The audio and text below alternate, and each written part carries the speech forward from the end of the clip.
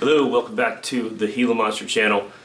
I have decided I'm going to go ahead and put together a small group of videos detailing some of the events in the reptile industry that I've experienced back when it was in its early days, like back in the early 80s, when the reptile industry was really just starting to really flourish and really blow up. The breeders were, or not breeders, but the importers were able to bring in a huge variety of different snakes and reptiles, mainly snakes is what I was into, that we'd never seen before in this country. I mean, just, you might see them in books, but you would never actually get to see one in person, let alone own one. And that became, reality over the course of the 70s, 80s, and then 90s.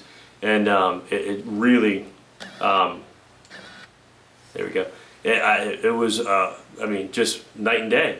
So there's a lot of neat stories that other people have told me, and some that I've been a part of through the years. And I've had the great privilege living in Florida to meet a lot of the original people that were involved in bringing those in. Because all the import places were in Florida, where they're in Miami, or maybe down in Punta Gorda or something.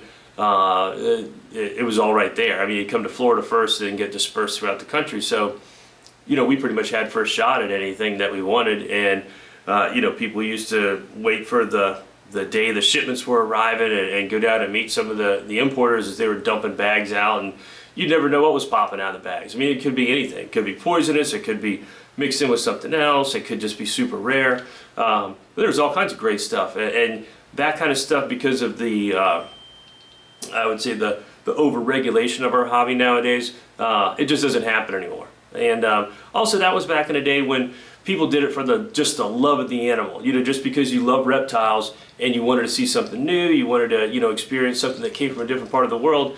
And now it seems like it's all financially driven. The ball python craze, whatever you want to call it, has pretty much taken over and just really decimated the hobby. You used to, before the ball python thing hit, you'd be able to find a huge variety of different reptiles, and snakes, lizards, turtle, everything, on tables at the reptile shows, and you'd never know what you're going to see. It was always something new, and now it's just 300 tables of ball pythons. So, I understand, people like ball pythons, but I mean, come on, there's more out there than making a silver highway pastel whatever, ball python. It's a ball python. It's a $10 snake. So just put some spray paint on it and call it a day. So I'm hoping that people are going to go ahead and realize that there's more out there, and the people that really do it for the love of the hobby will start to diversify back into the the other things that are out there in the world besides ball pythons. So I like to see a variety of stuff. I stopped going to reptile shows like 7 or 8 years ago because there was nothing there anymore.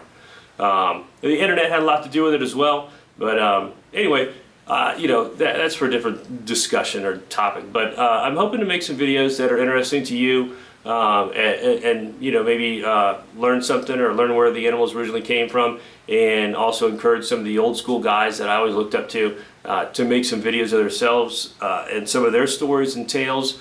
I know some have written books, of course, and I've read some of those books, and they're great. They're very interesting. But putting it on video is always a lot better for me. I mean, watch it real quickly, and it gets out there to more people. So anyway, I hope they do that and put it on their own channel, or send me a link, or send me the video. I'll put it on this channel, and hopefully everybody will get to enjoy it. So anyway, thanks. Later.